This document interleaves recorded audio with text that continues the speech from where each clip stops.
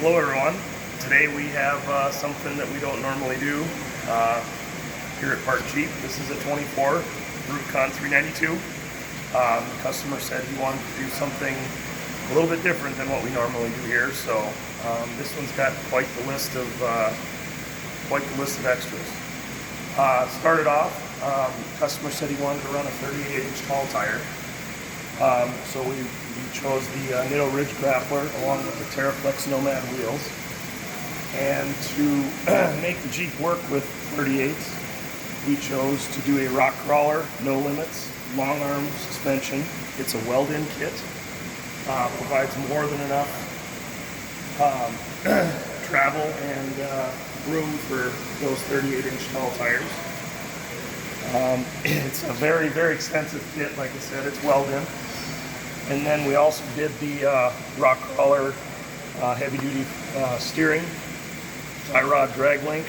As you can see, it's dramatically bigger than what comes on their stock. And the customer said he was going to take it off-road, so we wanted to do a nice set of skid plates. So we actually did the next venture full skid plate system. They're aluminum skid coated with a polish to make them more slippery, we'll say, off-road. And as you can see, it's a pretty complete kit. Covers the engine, transmission, transfer case, fuel tank, and then also the exhaust.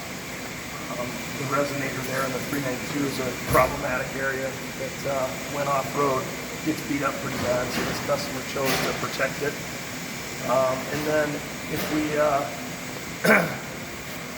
you can see here, we have a custom Adams front drive shaft because the original OEM drive shaft didn't have quite enough clearance between custom exhaust I had to build for this Rubicon, or this rock crawler long arm. So we ordered this shaft from Adams, and it fits in there perfect. As the customer stated, he wanted to be able to make sure he could take this off-road and not worry about damaging the body, so we installed some Next Venture weld-on rock sliders. These are by far the heaviest rock sliders I've personally ever seen. They weigh in at 105 pounds per side, and they are weld-on, so they are permanent.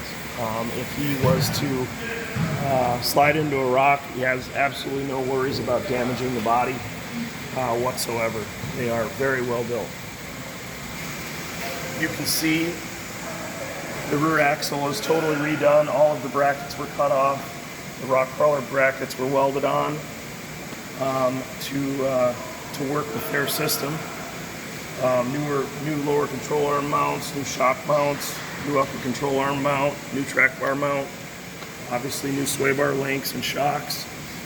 And then they also provide a rear upper shock mount that extends up into the body further to make room for a longer shock. And then if you can see up in the fender wells there, you can see the American Adventure Lab inner fender liners. Customer had custom coated gold to match the gold on the Rubicon 392. Nice touch. Those are both front and rear. Moving to the tail end here, we've got the Next Venture muffler skid plate, as well as the Next Venture rear bumper swing away tire carrier that takes the spare tire and moves it to the rear bumper rather than hanging on the rear door. These 38s are pretty heavy, so it pretty much required some sort of a heavy duty upgrade there.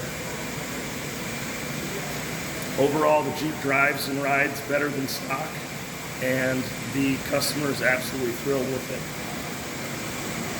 Thanks for checking it out.